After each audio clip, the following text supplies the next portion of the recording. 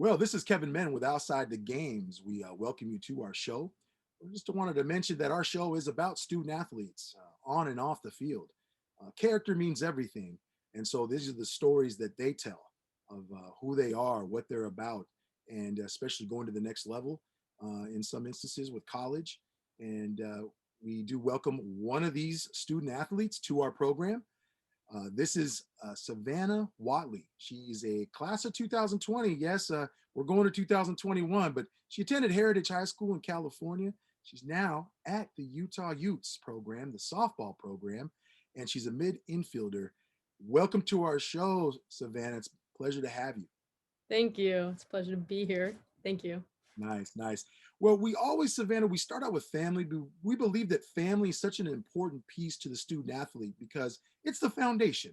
How would you define family and why, Savanah? I define family. I mean, there's different types of family. Like I have family, obviously like blood family, like within, I mean, from my parents and everything. But I also have family like within like softball. So I feel like family is people like you learn with and you grow with, and people that really know you and you know them.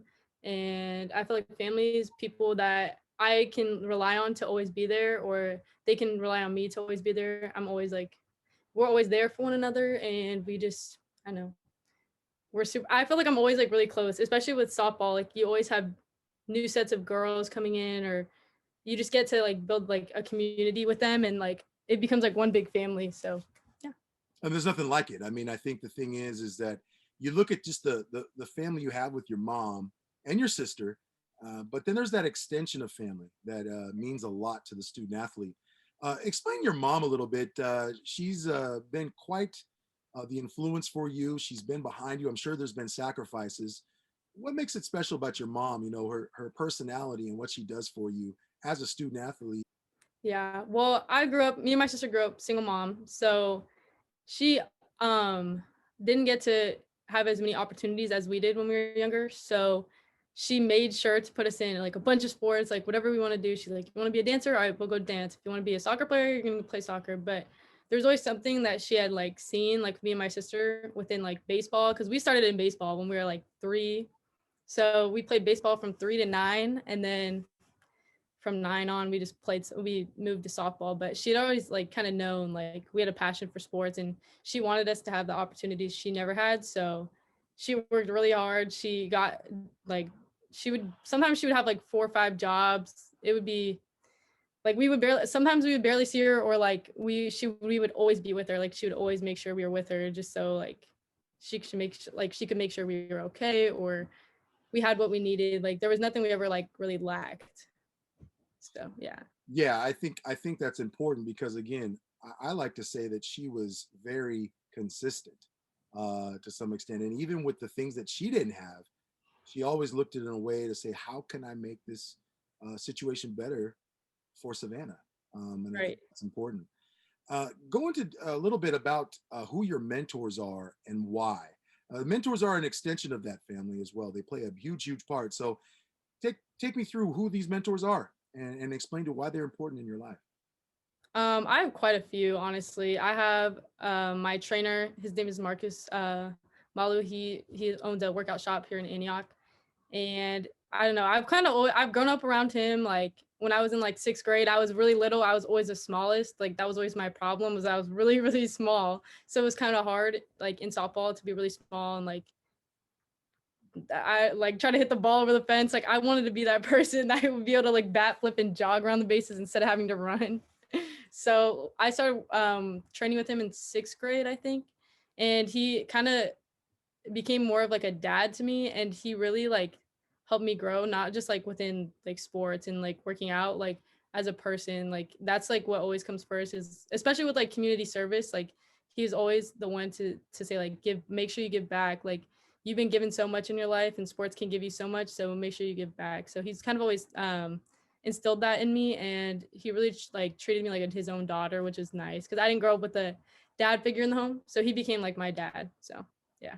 Yeah, I mean, and we'll talk about other mentors, but for that one, it was a personal interest that he had taken to you, Yeah. and it really then developed into something that, again, not having a father can be a huge, huge difficulty and really hard. Right. just a single parent family home.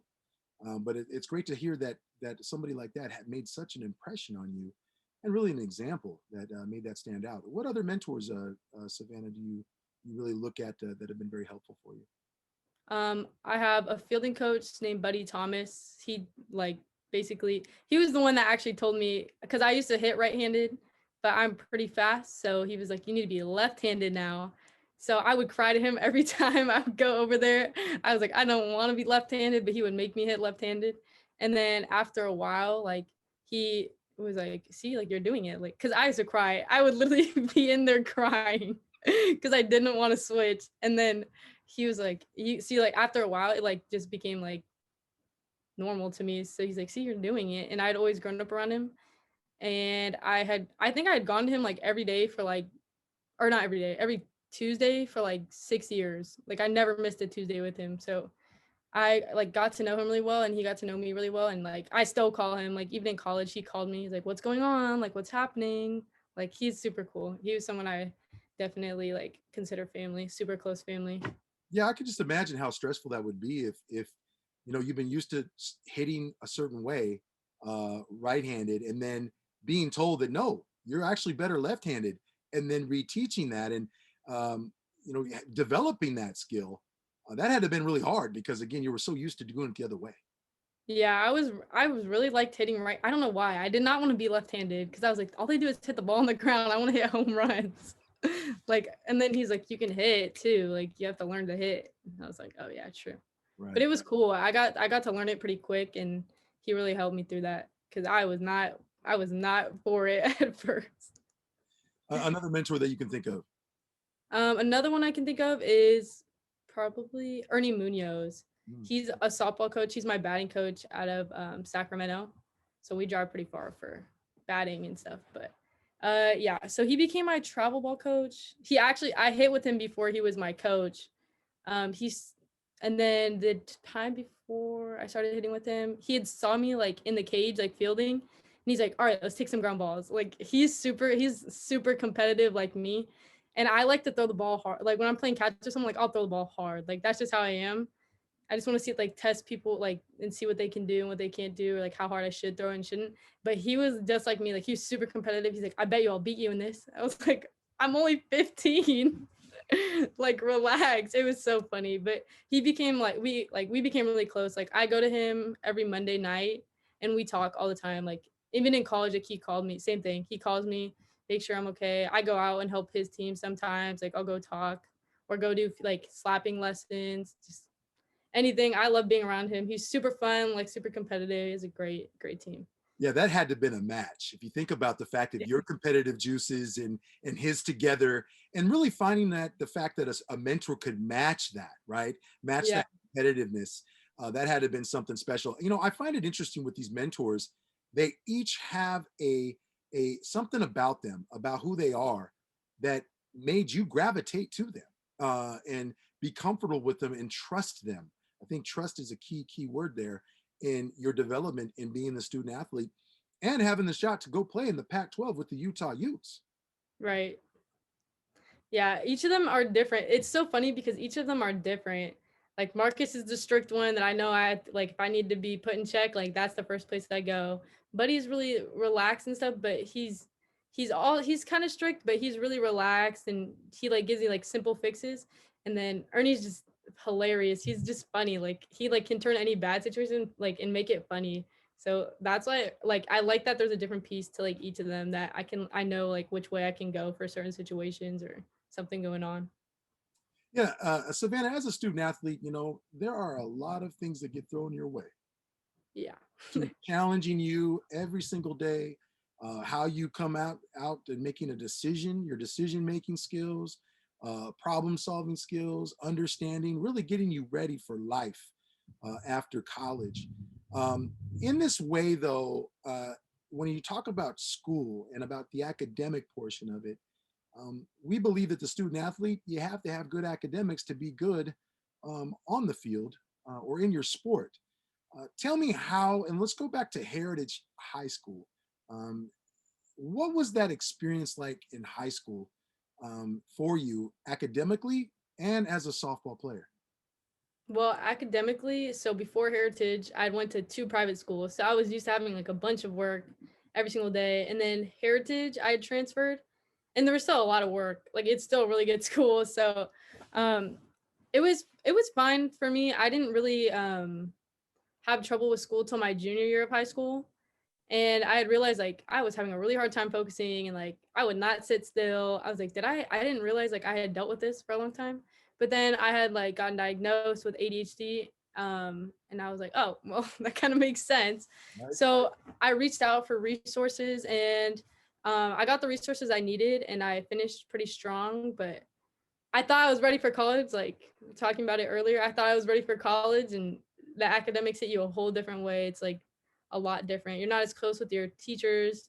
Your teachers aren't even called teachers anymore. They're called professors. You have to email constantly. You have to constantly look at your email because due dates are being assigned and changed. And I was like, I was not ready fully for this. And I had to learn my lesson. I had to get help because I feel like that's a lot of student athletes kind of think like, no, I can do it all myself because I'm a person like my personality type is like, I'll figure it out. I can do it myself. Like, I'll figure it out eventually. But you cannot do that in college. And they taught me ways to like just ask, like just anything. Like if you need help, ask because they're there. That's their job. Like they literally get paid to just answer questions all day or help you with academics.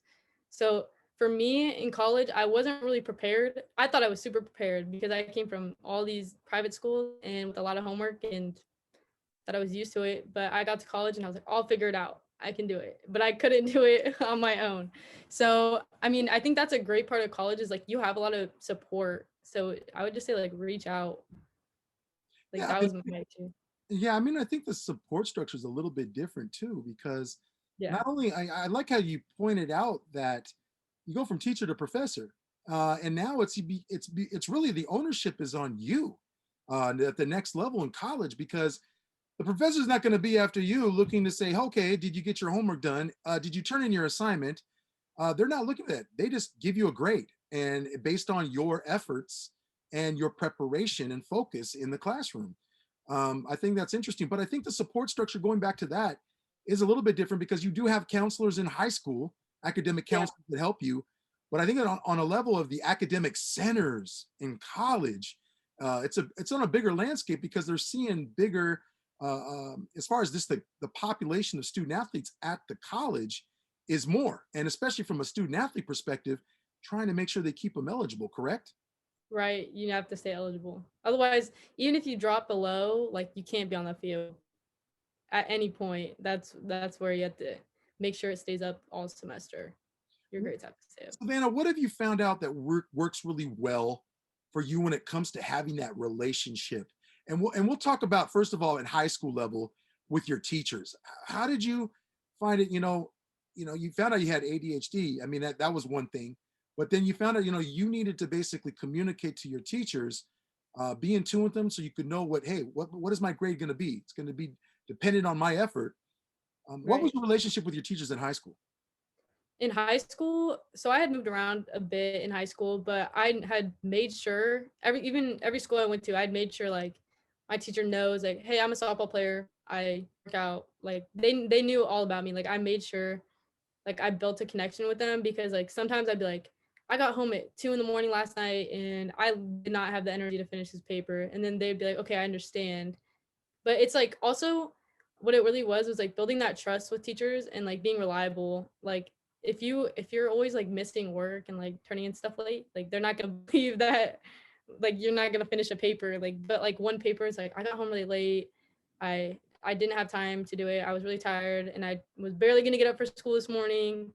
And then they'd be like, okay, like you have till tonight. Then I would get like that extension. But I think it's really important to get to know your teachers and talk to them in high school because in college you don't really get that. Like you don't get to build those connections as well, especially with online school. Like I didn't really get to know. I got to know my professors through a welcome to the class video. So it's a lot different than high school for sure. But in high school, I would definitely get to know your teachers and talk to them for sure. Yeah, and I think the word that comes to mind when you're discussing that, what you just said, is adjustments. Are Right. you able to adjust on the fly in some sense? because the settings do change when it comes to the class settings, and especially being online, that itself plays a part. Well, we have Savanah Whatley. She's a Utah Utes softball player, mid infielder. They're in the Pac-12. We'll be right back. Theragun is an essential part of my warm-up and recovery. Deep muscle treatment never felt so good. This is better than a massage. And it's so quiet. The Theragun Mini is going everywhere I go. The super soft attachment is perfect for my most sore areas. I use my Theragun every day. Customer service has always been at the heart of everything we do at Enterprise. And now, more than ever, we know the importance of keeping our valued partners, like you, informed about the service enhancements we've made for the safety and well-being of your customers and our employees. The Enterprise Complete Clean Pledge is our commitment to maintaining the highest standards of safety and cleanliness. Vehicle cleanliness has always been important, but right now customers need even more confidence that the vehicle they are driving is clean and safe.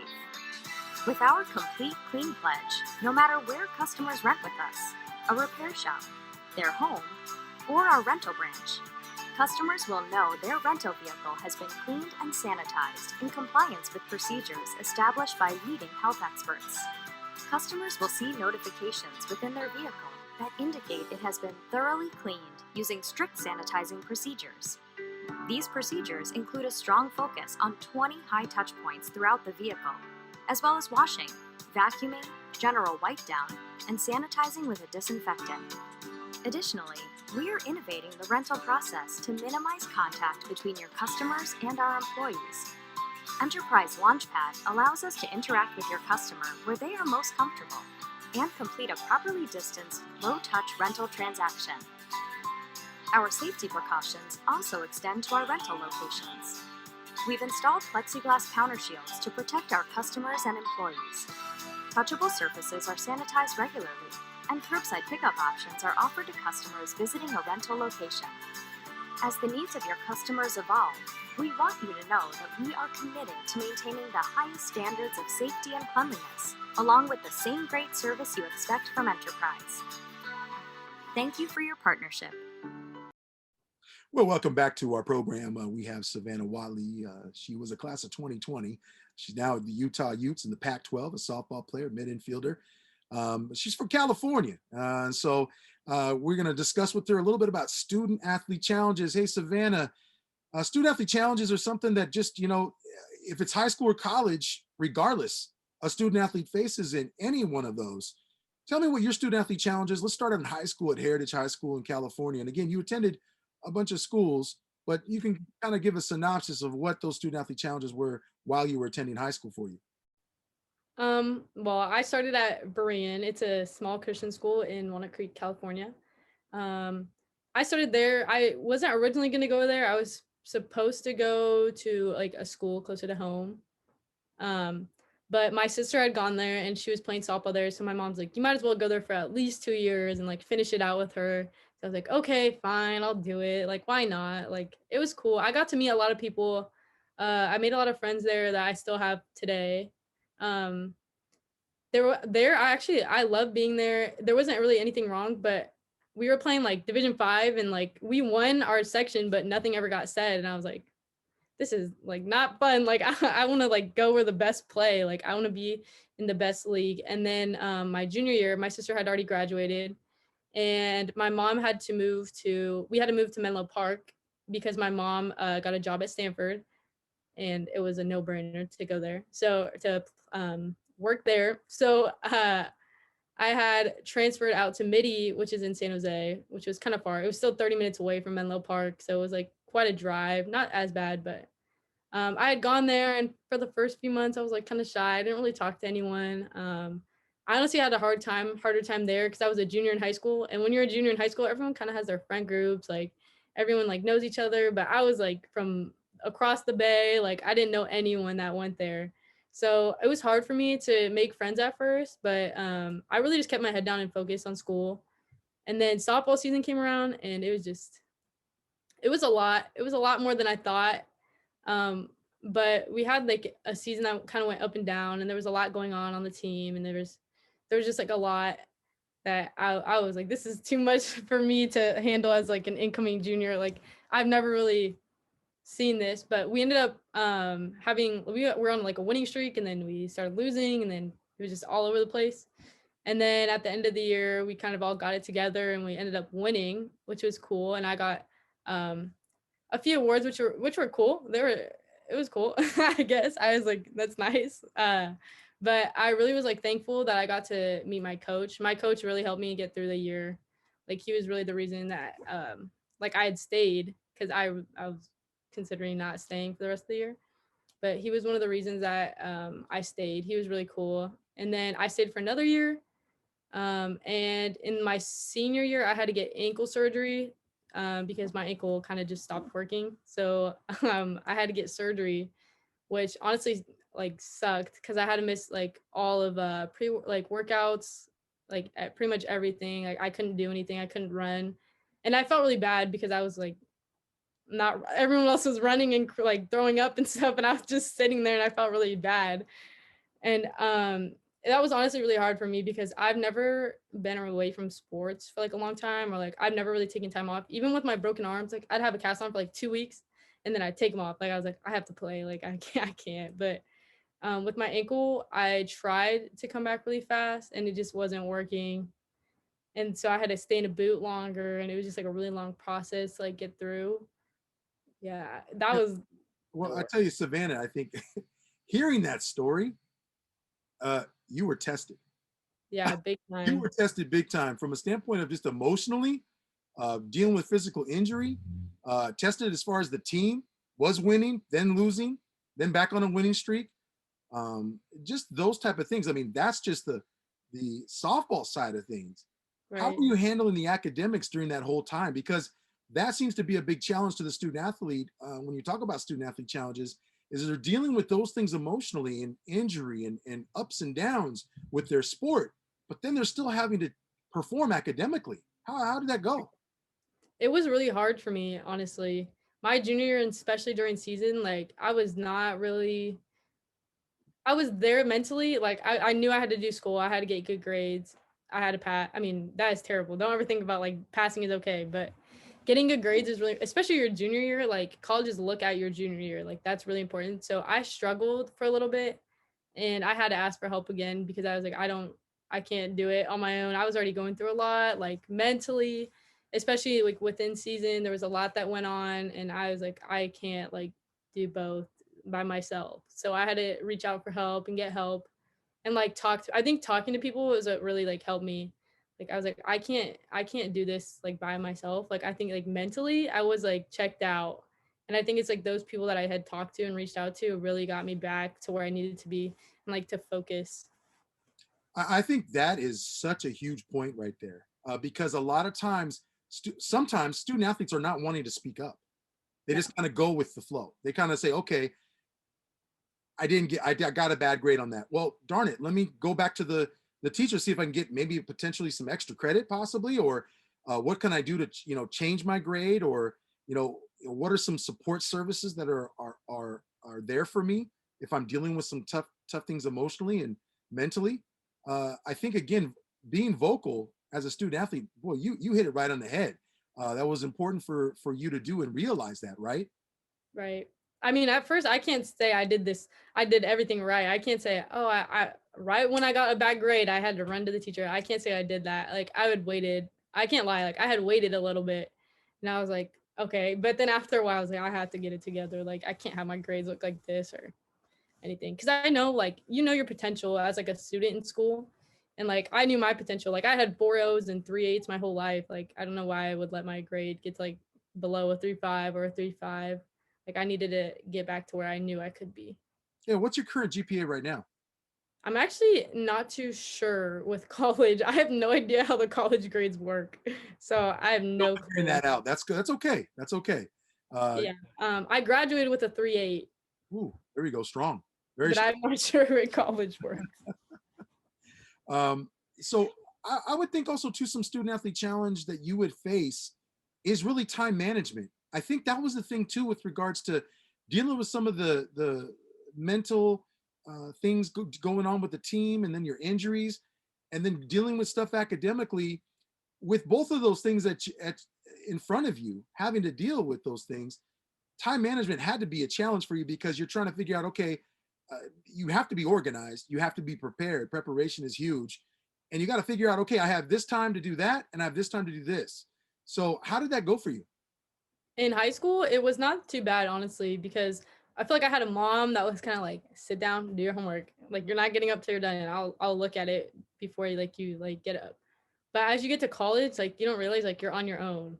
Like, I didn't have my mom there to yell at me, Savannah, sit down, do your homework for hours. Like, it didn't work like that. And you actually have like, you don't have a lot of free time in college, minus the week. I mean, the weekends, it just depends on your sport. Some people have practice on the weekends. We didn't this fall. But I think like the weekends are really a time where you should take advantage of like getting work done. Well, I think, Savannah, the thing is, the student athlete, and you kind of said it there, is there's not a lot of free time. I think it boils down to how you choose to use the Definitely. time you Right. have, because it can be thrown in many different directions. But you yourself have to tell yourself, hey, I got to get ready for this exam, or I got to be ready and prepared for the lesson today. There Right. isn't, mom. There isn't anybody doing that. So you have found it that from high school to college, that was something that you really had to realize very fast, right? Yeah, you definitely have to know that like you're alone. And I mean, you'll have teammates there and you'll have people there that'll be like, hey, you have this to do, or like, hey, did you do this? Like, but that doesn't mean they're gonna force you to sit down and do it. And it doesn't mean like it's like all on your own. Cause after practice, like weights practice, school all day, like you want to just sleep. Like it's tiring, like it gets really tiring on your body and everything, and you kind of just want to lay down and relax, watch TV, but like you have to set aside time like to do work. And I think that's where I struggled at first, because I was like, I just want to nap. Like I don't want to I don't want to stay up and do homework right now. Like it'd be really hard for me. But after a while I really had to tell myself like, you've got to do homework. Like homework's what's keeping you on the field. Homework's what's gonna like make you eligible to play. So I think something that student athletes underestimate too is, and we've talked about this at times on the program, is the aspect of sleep. When you look at getting your sleep, I mean, in order to perform at a high level, not only in your sport, but also academically to be fresh, a lot of people, really underestimate the value of sleep, right? right. That is really true. For me, especially like I used to sleep a lot. Like at night, I would go to bed at like 9 o'clock, wake up in the morning, like be refreshed, everything. But as you get to college, like you feel like you're missing so much. Like if I go to bed, I'm gonna miss this. If I go to bed, it's not really like that. Like everyone their freshman year, I think everyone kind of their freshman year, like stays up all night or like doesn't sleep very well. But I think it's important to, especially sleeping at night. I mean, naps are okay during the day, but like if you take a lot of naps in the day or you take long naps, like you're not gonna be able to sleep. Like I had to learn that too. Like I used to nap during the day and I couldn't really sleep at night. So I think like finding a good balance. If you take like an hour nap, that's fine. But like napping for like 4 hours or like separate like naps like are kind of bad for you. You should probably just wait it out and then like sleep at night, sleep earlier. A lot of student athletes are, you hear this word transfer portal. It happens on the college level, and it happens also in high school. Going back to what you were experiencing with going to different high schools, a lot of student athletes choose to do a transfer portal, especially in this COVID-19. They weren't able to play in their high school. And so they say, well, you know what? Texas, Florida, they're playing. I may transfer over to that high school. Take me through, you mentioned a little bit of difficulty when it came to going to the different high schools, but how did the transferring, how did that affect you from because there's peer pressure, there's making friends, there's new people, new teammates. How did that go for you? For me, honestly, it did not go that well. My first transfer did not go that well. I went from like one area to a totally different area. I think I didn't really realize that.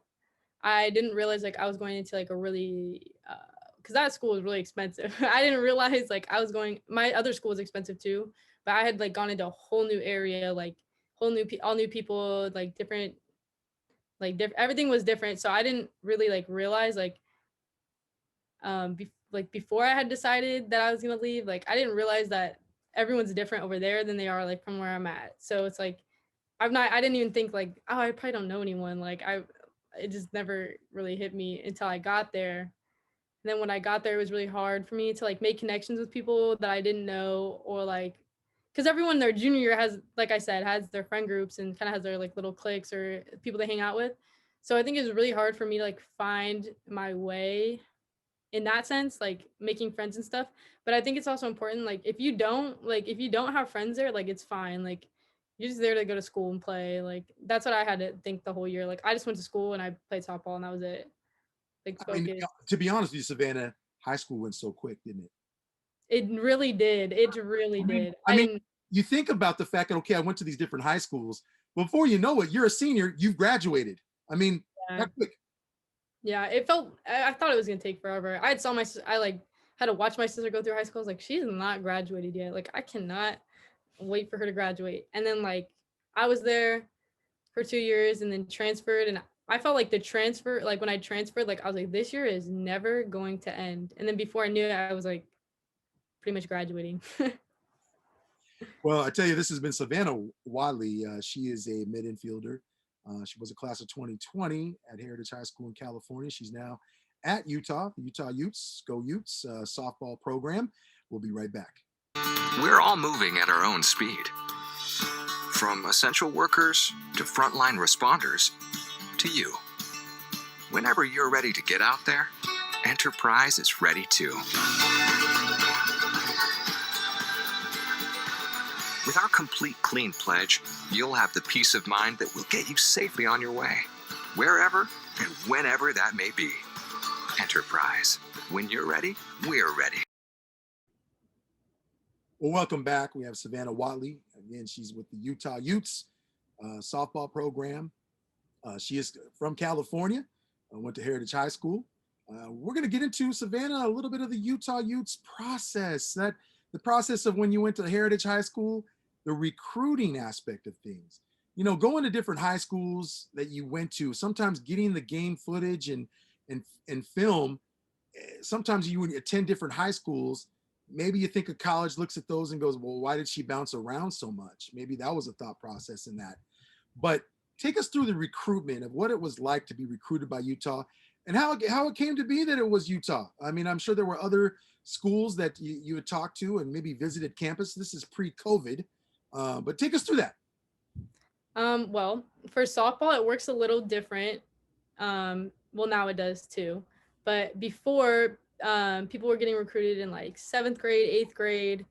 But my whole life, I've been really small. Like I was always like the 4'8", 80-pound kid. I was probably like 90 pounds going into freshman year. Like I was really little. So if I had gotten like a look from a college when I was in 7th, 8th grade, they'd be like, well, we don't want to offer you yet because we want to see you grow. So I think for me, it was like really hard to like hear that. And I was like, dang, like I wish I was bigger. Like I wish I grew sooner. Like, I don't know. I just had wished like that I was always bigger, or like I don't know, somehow put on muscle in like 5 seconds or could do it. But I was never really like that. I was always built smaller. So I got recruited a little late. I got recruited my sophomore year of high school.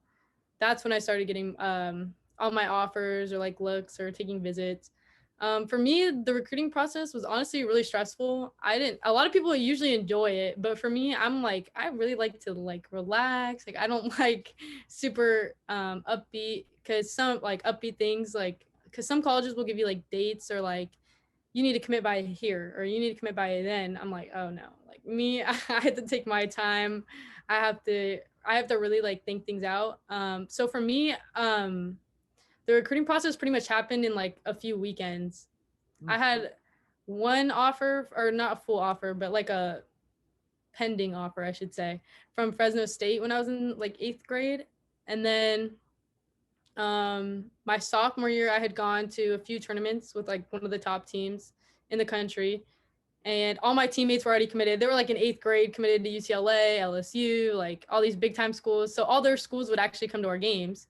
So it actually helped me out, which, I mean, that it was pretty cool to see the coaches and everything. But for me, it was really stressful. Yeah, that's what I was going to say. Wasn't that kind of hard, because you were seeing, this sometimes affects student athletes, is that they see all their peers and their teammates getting their offers. They've already committed. and then you're kind of in limbo a little bit. I mean, it's almost like the pressure, being in the pressure cooker, to say like, okay, I got to commit somewhere, or the pressure of recruiting, right? Right. And you see that a lot in every sport because some people will commit. Like for me, I saw everyone in my class was like pretty much already committed. I was like one of the only ones, or like even the eighth graders, like I was a sophomore in high school and I was not committed.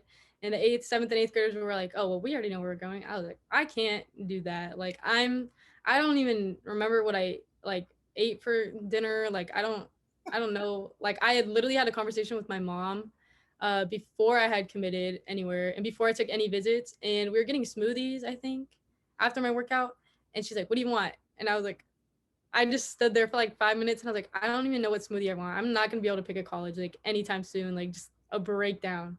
But I think I see it a lot in sports where it's like people always see other people committing and they're like, I need to commit now instead of just like waiting it out. Like you can get so many more offers, or like you don't really know who's waiting to offer until like you're pretty much already committed, or like um so I think like people feel so pressured into like committing because they see other people committing. But for me, I felt the same. Like I was like, I just want to commit. I just want to be done. Like I don't want to do this. But I think I had people in like there for me that really put me in check and were like, no, you need to wait. Like, yes, these are great offers and be thankful for them, but I think you should wait a little longer and like just wait till you're fully seen.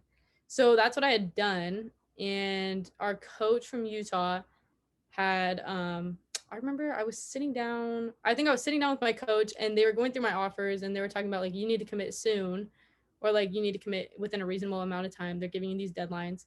And then they had told me about Utah and I was like, that's Pac-12. That's pretty close to home. I didn't really want to go super far from home. I mean, I wouldn't mind, but I didn't want to go super far. And I always knew I was kind of like a Pac-12 baby. Like I was like, I'm going to be in the Pac-12. Like that's where I want to be.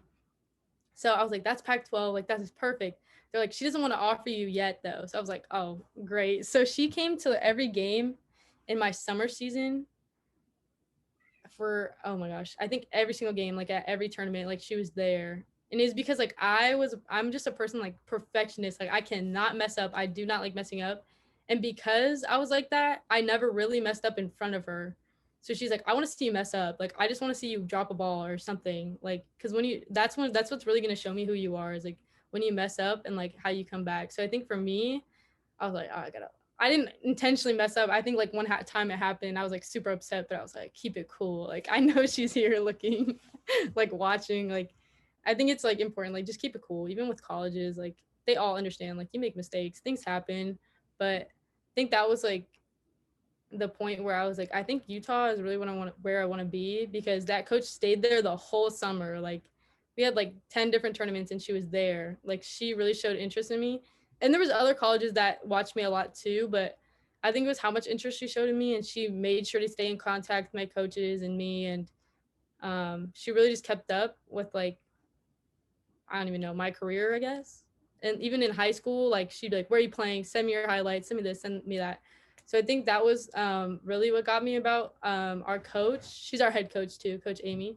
Well, yeah. And And then, the thing is about the coach, though, just to jump in a little bit, is the fact that that person wasn't silent. So it's not like you weren't hearing from her. She was making a point to make sure she was engaged with you. And I think that's the thing with student athletes, is when they find a coach on the college program that is invested and is engaging, I think that comes into play about why you decide to say, you know what, this is the right place for me, right?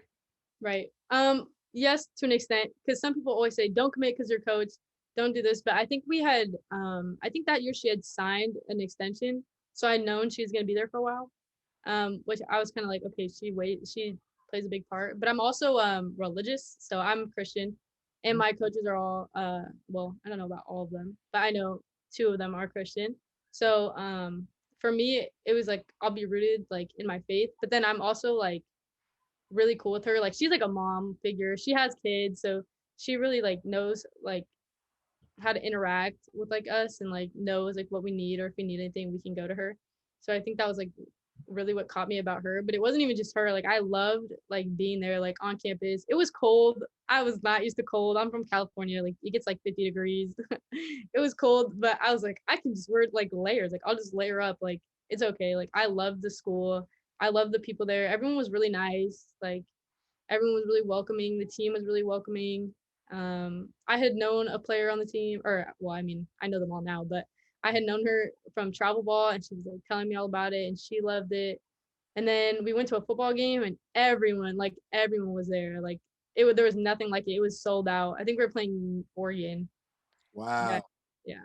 We had beat them, but yeah, it was really cool. Everyone was there. It was like nice, and they were like talking to me about the school, and it had what I wanted. Like they had like pretty much I had like a checklist. I don't remember exactly what was on my checklist now, but I had a checklist of things I wanted in the school, and it pretty much matched every single one of them, like every single one. Yeah, I mean, And because there's things academically and there's things like there's check marks, right? Academically, and there are check marks what you're looking for in a program that's going to have right. softball labeled on it. And I think the thing was too is that did you get a chance to because this is pre-COVID, so did you get a chance to visit the campus? Did you get a chance to walk around, do some things in Utah to kind of give you that feel of like, hey, you know what? I can see myself going here for 4 years. Yeah, so when I had visited as a sophomore in high school. So yeah, a few years back. But yeah, so I was able to walk around the campus, go in and out of buildings, like do anything without a mask too. So it was nice. But I was able to like go around, look, and then junior year, same thing, went on a visit, was able to do everything. Senior year, I think yeah, my senior year actually we had literally just it was weird. Like we had just made it before kind of like COVID became like big. Like we had just like gone to everything, and yeah, we had like just made it. So it was nice. It was really cool. Like I got to visit, but I kind of felt bad like now because like my official visit was where like I realized like I wanted to be there. And then like so many 2021s and 2022s don't even get to go on visits right now or look at schools in like full. And the energy is different. Like it's a lot different now than it was. Very much so. And we have a guy that we covered actually. His name is Clark Phillips, the third. Oh yeah. He's one of the Utah Utes over there in that program. And we have another guy, Cooper Justice, we covered also too from Oregon. He went to Lake Ridge High School out here. So there are some Utes that in your program than that school, Yeah. we kind of have some affiliated. We know who they are. That's so funny. And I think Cooper lives like right next to me too. that's awesome. Um, really take me through what it was for you and as far as being a mid infielder. Take me help me understand that position in softball and how tough it can be as far as the skill level, the abilities that it takes to be able to do that position well. Because obviously, you had to have been good to get to Utah in your high school at Heritage High School at that position to play on the next level, right? Right. I think middle infield for me, I've always played there. Like I always loved being there. I think like first base and third base were a little too they're called the hot corners. So you get like a lot of balls hit at you like on one hops or like really hard. And I was like, I can react, but like not that I don't think I can react that fast. So I was a little nervous to play those positions when I was younger.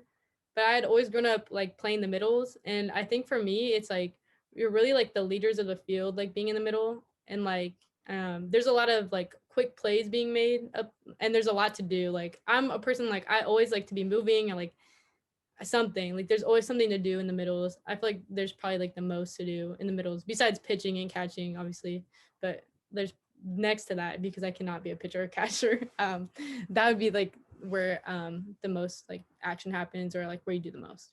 Yeah, I mean, compare a softball to a baseball. I think there's the aspect of just the heat that's coming off that bat on a softball, especially when you're trying to, field it, has got to be. I mean, because that's why probably like, hey, a pitcher and a catcher, that ball's coming hot. So Yeah. for a person fielding, what's the difficulty when you're looking at a softball, taking a hopper coming at you? um I think everything like in softball versus baseball, like everything is way closer. Like we're all really close. I mean, they have 90 feet to first base. We only have 60 feet, and everything's like way smaller. And the ball is coming really hard. It's only coming from 43 feet. I'm not sure how long the mound is in baseball, but it's really like everything is smaller and it like way faster. So I think like having reaction time, like for me especially, like you have to work on like reaction drills or like balls coming at you like super hard because it happens sometimes and like sometimes you just gotta it's just like a muscle memory thing. Like sometimes I'll just pick a ball and I wasn't even with my eyes weren't even open or like I don't even know. Like I just did something weird and but I somehow like caught it or I made a play. It's probably because I'm just gonna say it's probably because like a lot of practice and a lot of muscle memory that like really helps me with like hot, like balls getting hit like pretty hot at me. Yeah. I don't really think there's like any other thing to say besides that. Well, no, because I think the thing is too, is that the way it hops off the field. Yeah. It hit a clump of dirt, it could hit like a certain part of the field, and by its speed, its trajectory can slow down, go fast, hop a certain way, and you Right. have to be on guard with your mitt to kind of field that and Right. keep it in front of you, Yeah. because that can be an error. Right, right. Don't want those. Yeah, I think it's hard too because every field is different. So like for me, as a slapper, you have to realize like how hard the field is or how soft the field is. Because if the field's soft, like there's no point in trying to like slap it on the ground really hard because it won't hop. It'll just stay on the line. So I think like it's important to like know what field you're on or like test the dirt before you're on it because there are some shady fields. Like there's just fields that are terrible and I'll hop up and hit you in the face or you get hit in the leg. Like I've been there, like especially like community parks. Like sometimes you just go there to practice. Like you just gotta like come to terms with the fact that you're probably gonna get hit once or twice. Like it just happens, but it helps you work on reaction time. So I would have to say that your teammates and you guys, as you ladies as a team, are inspecting the field. You arrive at a field, you're looking at every little thing Yeah, to that field and saying, okay, you got to get a sense of feel, because like you said, every field is different. So you don't know what you're getting until you get a chance to kind of be on the field a little bit, right? right. That is true. Especially like our field. Our field is really nice. They like lasered it so it's like perfectly flat. But like our fence is super far. Like you have to realize how far fences are, backstops, like you just gotta really like look at every field before you get on it because softball, like anything really happens. Like it's like a game of like unknowns. Like it just kind of goes. For softball, you take a lot of different sports. You look at football, baseball, basketball, soccer, volleyball. There's a lot of sports out there, but it can never be underestimated that softball, the ladies, it gets competitive, doesn't it? It gets Yeah. competitive. Take me through how competitive it gets from a high school to the college. I mean, you haven't had a chance, I don't think, as college, but there's a competitive spirit that you have when you're practicing. But when you remember maybe in high school when you were competing, how competitive does it get, Savanah? It gets really intense, especially if it's a rival school. Like rival schools are always the best games for me to play. Like I love playing like rival schools or like schools that are ranked pretty high up there with you. Like it's so fun. It's the best time. Yeah, it's got to be. I mean, rivals are what make sports in a way fun. I mean, I think to Right. compete at and to say, you know what, we beat them this year. Uh, what have you found? Do you think on the softball field is the most difficult position that could be played? Honestly, I really think it's pitching. I was a How pitcher. so? I was a pitcher for a while. Like no, not now anymore, but when I was younger. But it definitely has to be pitching because I don't know how they throw so much and their arms don't hurt, or like they have to hit spots. Otherwise, the ball gets like cranked over the fence, or like there's like a hard hit. So I think it's probably one of the most stressful positions too, because you have the ball in your hand the whole time, pretty much the whole game. Like everyone's looking at you, looking at your next move, like what you throw. If you're having a good game, bad game, like no one really remembers. Like in the field, like no one really remembers. Like oh, you made one error, and it didn't cost you the game. But it's like a pitcher, like she misses one pitch and it goes over the fence, it costs you the game. Wow. Well, this is Savanah Whatley, again, Utah Utes softball. She's on that program from California at Heritage High School, class of 2020. We'll be right back. Theragun is an essential part of my warm-up and recovery. Deep muscle treatment never felt so good. This is better than a massage. And it's so quiet. The Theragun Mini is going everywhere I go. The super soft attachment is perfect for my most sore areas. I use my Theragun every day. Well, we're back with Savanah Whatley, class of 2020. She is in the Utah Utes softball program, a Pac-12 mid-infielder. Hey, Savanah, we're going to get into about COVID. Wow. COVID has been such, I mean, the pandemic, 2020, if we look at the whole year, people are like saying, can we just flush it down the toilet? I'm done. But let's talk about COVID, how it's affected not only the athletics, but also the academics. We got into that a little bit earlier. But for you at the Utah Utes softball program, how has it affected you and your teammates, your coaches, in trying to prepare and get ready for the season when dealing with COVID? Yeah, it's definitely been different and it's definitely been hard. When we first got there, obviously we had to get tested, but when we first got there was a lot of unknowns. There was like a lot of things we didn't know we could do, we couldn't do. So like we started off like even we weren't allowed to like tag people. You couldn't like slide into anyone or slide into a base. Like you had to go around. Masks always had to stay on. I mean, that's still a given, but like there was just like a bunch of like unknowns and it was kind of hard at first, like being a freshman, because you expect to play like full out, like doing your best. Like if you're like really good at tagging, like that is kind of hard because you can't even tag at that point, or you can't. There's just like a lot of things we couldn't do. Like I don't think we scrimmaged for a long time because catchers couldn't be near the batters, and we didn't really know.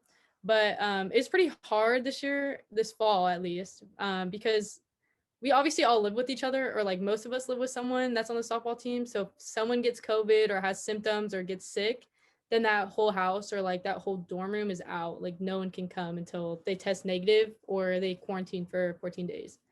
So it was like a lot, and like people go in and out. I would get like, even if you got a cold, like you'd have to be out for 2 days. So you would miss some stuff. Like you'd have to miss weights or you'd have to miss practice. Like it was hard trying to catch up, or um it was yeah, it was just really hard to know like exactly what was going on, or like what not to do and what we could do. So I think that kind of really like affected our team. But luckily there was a lot of schools that couldn't even go to school. Like we're in Utah, so it's a lot more open than California. So we're like blessed that we were able to go to school and like at least go to practice, because I know there's a lot of schools out here that haven't yet. Yeah, I mean, because I think again, it's all governed by states and counties as far as what protocols are in place. And I think that has to be the hardest thing for student athletes, is knowing, okay, where are we at today? Because the CDC changes it daily, and it could be an extra symptom that's part of COVID. On top of it, as far as the protocols, what's open, what's not, based on county. And you are very fortunate. I think you look at it, some other states are not being able to compete or play. The restrictions are more restrictive, as it were. And I think that seems to be a hard thing that you're dealing with. With your coaches, what makes it difficult for them when dealing with COVID? Because again, they have a plan. I mean, they're putting things together. They're trying to find out, where are we going to do for practice? What drills are we going to work on? How are we going to get our ladies ready to compete? And because when we look at COVID, it's a possibility of the restrictions are lifted quickly, and then boom, you're right in the season. We found that out with the NBA. We found that out with the NFL. With some of these sports, is that they don't have much of a preseason. They just come right into the season. Some people are out of shape. Some people are not conditioned. So tell me how your coaches are preparing for that. They've honestly done a great job. This past fall, they did really good. We couldn't scrimmage. We can't go out and scrimmage with anyone else. So they kind of, we did like inter squads a lot, which was good because we got to hit live and everything. But we also really worked on like a lot of drills this past fall, and like a lot of things that like will just fine tune like our playing. Like I think they're not really worried about like learning plays really fast, because we still have like when we get back to kind of learn those and like kind of see the new like restrictions and regulations and everything. But they honestly did a really good job. They didn't seem, I mean, at first they were a little, we were all confused. So, but they seemed to handle it pretty well. They weren't really too worried about something. Like everything was always taken care of. We've stayed in shape. We go to workouts like almost daily. We have practice. We'll have like conditioning days, or not conditioning days, like they're called like footwork days, or yeah, like speed and agility. Like they'll bring our weights coach out and he'll do speed and agility with us. They've honestly done like a really good job to keep us in shape and keep us prepared, and so is our weights coach. But I mean, obviously coming home, it's a lot different because you're doing it on your own. We still have our programs and everything. It's just different, like from being at school and then like coming home and like having to do workouts or like improvising. Yeah, I wanted to touch on a couple things. First of all, for a softball player, how much does just take me through on what speed, agility, weights, and just those type of things go into a softball athlete? Because I mean, are you wanting to get bigger, fast? I mean, I would think bigger, faster, stronger is what any athlete wants to do. But sometimes with the position that you're in, you have to be careful of not getting too big in a sense of muscle, but then you still want to have that quickness and speed. How does that work for a student athlete as a softball player?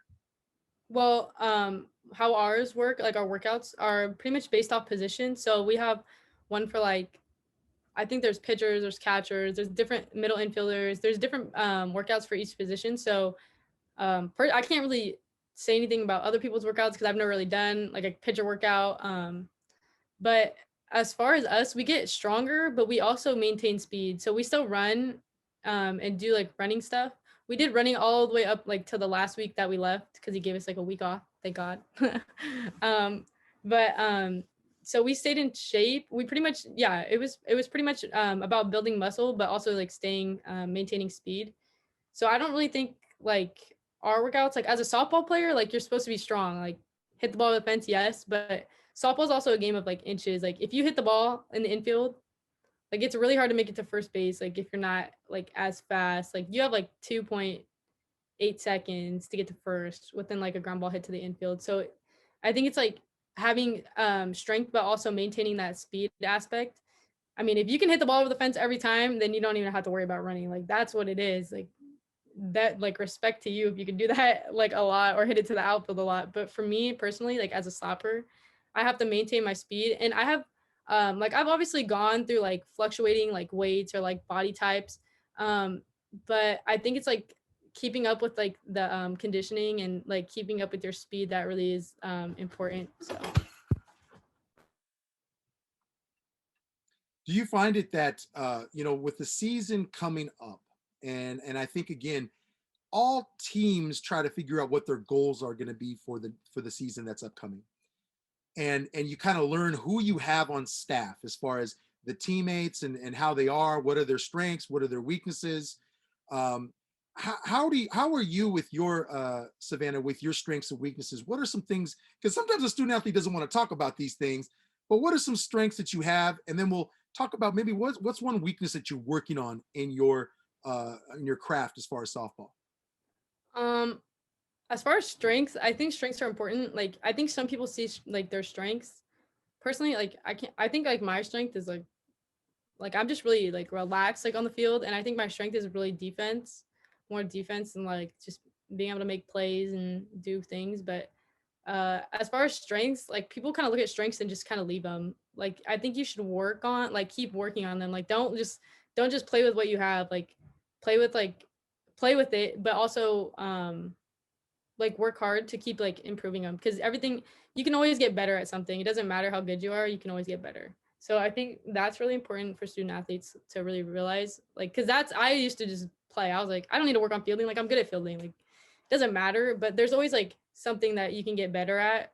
As far as weaknesses, I feel like I'm working on my hitting more, because I was never a hitter. I never actually swung. I just slapped my whole life. So I think like when I got to college, like you need to hit, like you need to learn to hit. I learned to hit my junior year, but I didn't really hit. I still didn't want to hit. So when I got to college, they were like, we're going to work on like, so you can just stand in and hit sometimes instead of like having to power slap or slap the ball through the infield. So I think that's like kind of one thing like I've been working on. And yeah. Well, I tell you, it's been a pleasure to have you, Savanah Whatley, on Outside the Games, getting to know you as a student athlete, really a person and a player, a college student there with Utah Utes, the softball program, the Pac-12. We wish you the best in that program. We appreciate the hard work you're putting together for you with your teammates. Hopefully there's a season this coming up. I know you're preparing and wanting to play. I know you're competitive, but especially with academics, I hope that goes really well too for you. Thank you. Well, this has been Savanah Whatley.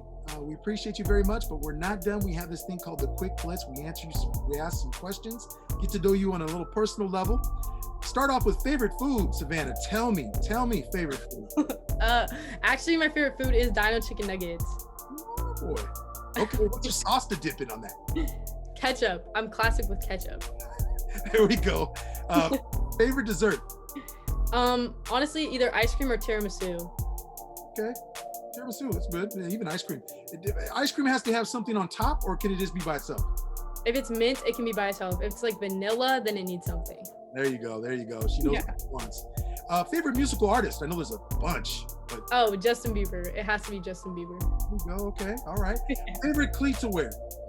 Cleats. Well, technically Under Armour now because we're Under Armour. So I'm gonna stick with that. Good answer. Good answer. That's right. Favorite shoe to wear? If you're just casual, wear a shoe. I like my J's, my ones. Your ones. Is that your favorite? Yeah, I like the ones. Those are my favorite. I would have to admit, or I'd have to say, that Savanah has a pair of pine green ones. Yes, I do. How did I know? What if you could travel anywhere in the world, Savanah? Where would you want to go? Santorini, Greece. Ooh, nice. Blue water. Beautiful. Yeah, really pretty. Yes. Apple or Android, and why, Savanah? Apple, because I've never really owned an Android, but I think the quality is better with Apple. Yes. If you, let's just say this, if you were, and we'll get serious, if you were running late somewhere and you had to let somebody know something, would you call or text, and why? I would probably text first and then call. I probably wouldn't, I would call first and then text. If they didn't answer, leave a voicemail and then text. Because I feel like people, when they get calls, sometimes they don't really know what it's about. So they just read a text. I like the fact that you're doing both. You did both. I mean, that's great. You're covering the bases. I love it. I love it. For you, tell me this, and we'll get serious on this point. If you noticed a student athlete was struggling with something, because sometimes we have to be observant. Our head has to be on a swivel, noticing maybe a teammate or something, and they're going through something difficult. How would you handle a situation like that? I think for me, like if it's during practice, if it's someone else like during practice, like kind of pick them up during practice. Like you can notice, like you can change someone's mood with like your energy. So if like you have good energy around them, then you can change their mood. But I think I would kind of like ask them to stick around and be like, wait, like, or be like, oh, do you want to go get something to eat? Or like, do you want to go like talk, or like, I don't know, just kind of like get them like aside from everyone and then like talk. If they're not comfortable talking about it, I'm not going to like force them to talk, but I think it's important to have someone to talk to and letting them know that you're there. Right. And hey, we know movie theaters have been affected, so I'm not going to ask you what movie you last saw in a movie theater, but let's just say from a standpoint of a movie, what's the last movie you saw? I think I just watched The Grinch, the animated version, like yesterday. Okay, right in time for the holiday spirit. I love it. I love it. If you know, with 2020, it's been just a dumpster fire to some extent. 2020 has been very interesting. But if you could change something and have an impact on the world in some way, Savanah, what would that one thing be and why? Man, I think kind of like raising awareness for mental health would be a big thing, because I know like there's a lot of people my age, especially like my age or like in high school, like everyone's alone, like we're online, we're at home, like there's some people that are home alone or that need help or that can't get help because they're at home, or there's like just like a lot of things going on with jobs and there's a lot of stress within households. So I think really like raising awareness for mental health, because there's a bunch of things like people are going through that sometimes people aren't comfortable talking about. No, they're not. Last thing your mother said to you? It would have to be, oh my goodness, what did she just say? She literally just said something to me before the talk. Oh yeah, she said, Savanah, change into the red jacket, because I had a red jacket on originally, and then I was like, no, I'll just wear the gray. I feel like red's a little too much. And she was like, Mom, I don't want to pop on screen, okay? I don't want to be too red, okay? Yeah, exactly. I was like, yeah, I'll just wear the gray one. She's like, okay. Last thing your sister told you?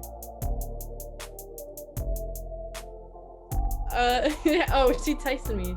We send TikToks, or like just joke TikToks, like in our family group chat, and she said, this one is totally sad. I think it was like it wasn't a softball one, it was like I think it was kind of about softball, but like not full. I don't really remember the video, but this one is totally sad. I was like, Thanks for bringing me down. I was happy. Now I'm sad. TikTok has an effect on people. I get it. Yeah. I understand that. Your favorite social media app to use? I like Twitter, but I also do like probably TikTok. TikTok's just funny. That's just Obviously, I could say that you and your teammates will probably be using that to make some funny videos. Yeah. Yep. Yeah. Well, one last question for you, because hey, I tell you, this has been a fun ride here on the Outside the Games with you on our show and program. So we'll talk about it this way. Now, what would you prefer? Okay, so think about that for a second. What would you prefer? Okay. Would you prefer a dirty roommate in your dorm or being on Outside the Game show?